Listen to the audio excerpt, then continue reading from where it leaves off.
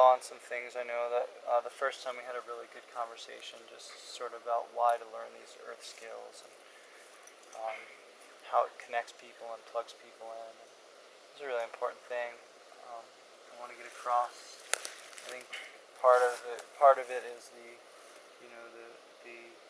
practical, everyday going out and gathering food and making medicines from it, and then the other is sort of almost the spiritual or metaphysical philosophy behind it and how it starts to change us or open us up. So we can definitely discuss a little bit about that.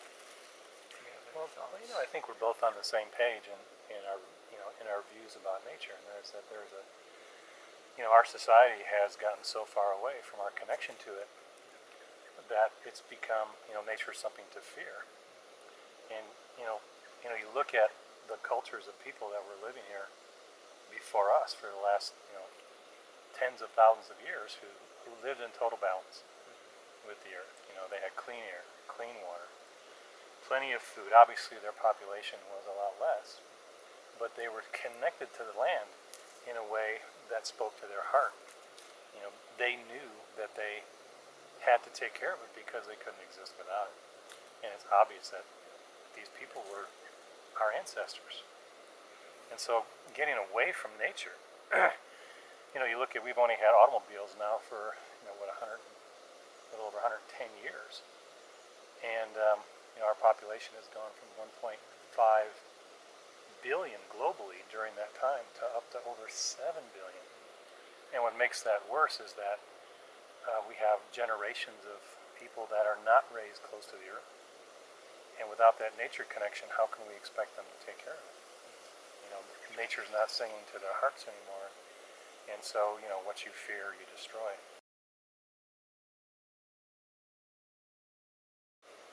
Yeah, so how do you find within your life that going out and maybe making, these medicines or harvesting mushrooms, how do you find that it engages your senses in a deeper way? For me, it's always just been about being outside. I was one of those kids growing up that loved to play sports, but I also loved to catch bugs. And so I had this curiosity about nature.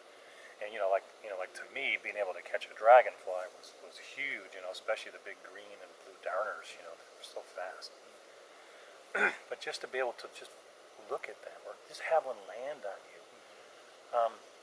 But even then, even though I was really into nature as a child, I still felt a little different because there weren't too many kids I knew that really understood what I was feeling, not necessarily what I thought I knew, but there was just this connection. And, after getting into the survival skills, quote unquote, wildcrafting, you start taking your education in that heartfelt level deeper. It goes well beyond just identifying a plant as, like that's a dandelion or that's plantain or that's lamb's quarters. But then taking that plant and eating it, whether you cook it or eat it raw, and seeing how your energy changes, and being able to feel the vibration of eating a dandelion. And I don't know when that happened for me, but it happens every single time that I do that. And so, for me, it's more of a feeling. There are people that experience spiritually nature in different ways, physically, spiritually, emotionally, which all of our ancestors had with nature. Today it's become too physical. And as a result of that, our health is really waning. I remember David Winston telling me, this kind of ties into that. He said that the Cherokees, like other native tribes, believe that plants give us nutrition on not just a physical level, but on a spiritual level as well, and clearly on an emotional level. So let's just take the physical and the spiritual for now. And so if a plant has evolved with humans, or has been on this planet for a long time, it's developed a natural symbiotic relationship with everything around it. All the root systems that are going through the forest that all communicate.